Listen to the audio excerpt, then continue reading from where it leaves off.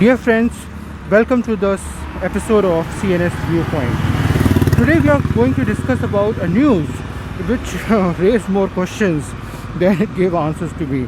And I read it in one of the prestigious international American media. As you know, UNICEF is a United Nations agency which works on child rights and has done very important work on child rights indeed. Having said that, that news has stated that it was about the appointment of the head of UNICEF, the global head of UNICEF, and the current global head of UNICEF is likely to is reported in that news to have put in her papers because for personal reasons. So, however, she will continue to be the global head of UNICEF and lead the organization till the appointment of the new head, or at least till the United Nations General Assembly, which is next month in September 2021.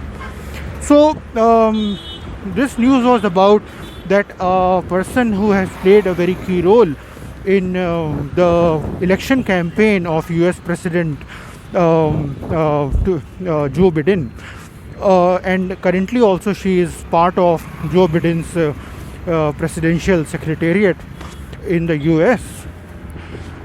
She is likely to be the head of the UNICEF.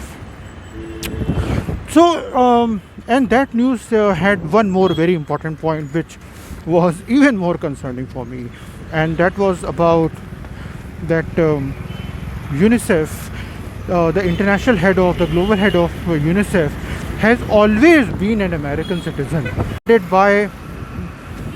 supposed to be funded by all the countries, just like any other UN agency or United Nations itself. And the largest donor is US government.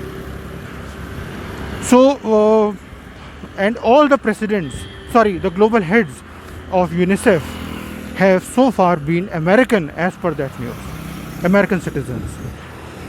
Now look at child rights.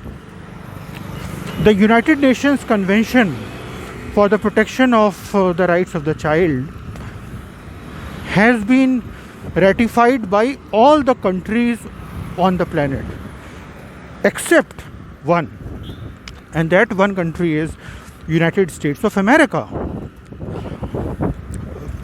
Also, this news is not a big surprise for me because I've been more involved with as a citizen for around the World Health Organization Framework Convention on Tobacco Control, which is the Global Tobacco Treaty, legally binding public health and corporate accountability treaty of the World Health Organization, which has been ratified by over 180 countries, but US government has not ratified it.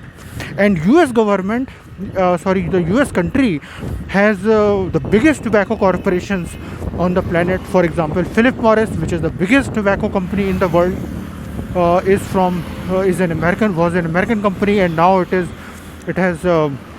divided its domestic and international operations, Altria and Philip Morris. So what I want to say here is US government is the biggest donor of UNICEF. Is by virtue of being the biggest donor of UNICEF, does it grant US government, or does it justify the US government's or UNICEF or UN processes that the head of the UNICEF has always been an American citizen, when UNICEF, just like any other UN agency, does very important work in probably every country in the world, and most of the problems around child rights are more concentrated or are more challenging in low and middle income countries. So why don't we have heads of UNICEF coming from the very countries where the problem is most acute? Why the global heads of UNICEF has to be an American citizen year after year after year since the inception of UNICEF, if that news is correct?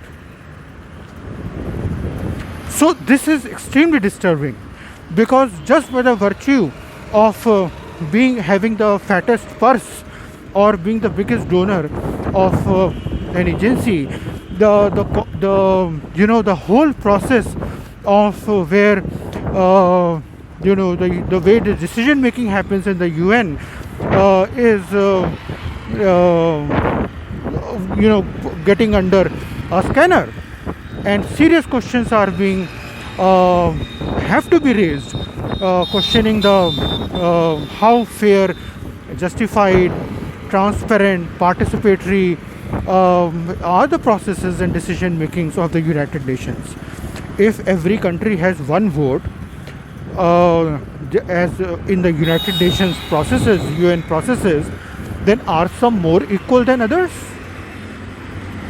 Is United States government, just because it becomes the biggest donor of UNICEF, World Health Organization, probably the UN also, does it have more say in decision making processes, appointments, etc.? This is really very disturbing, and this is really very questionable, because it is about the global governance, and we need fair representation, justified representation, especially when it comes to extremely important humanitarian issues which concerns every human heart, like the rights of the child. The human rights of the child are so central to sustainable development goals. There is no question about that. But United Nations government, the US government, has to not only sign the global treaty for the protection of child rights, the WHO Framework Convention on Tobacco Control, which is the Global Tobacco Treaty, and other international conventions, but the US government also has to respect that the representation of the global head of Child Rights Agency, UN Child Rights Agency, UNICEF, has to be a fair representation. And as a citizen, as a person, I strongly feel that the representation is most appropriate if it is from low and middle income countries, where the problems, where the challenges faced confronting the rights of the child are most acute. So with these words, friends, and with these questions and concerns, it is the time to conclude today's CNS Viewpoint. Tomorrow at 5 p.m. we'll be back with our thoughts and perspectives on some other issue. So see you then. Till then, stay safe and bye bye.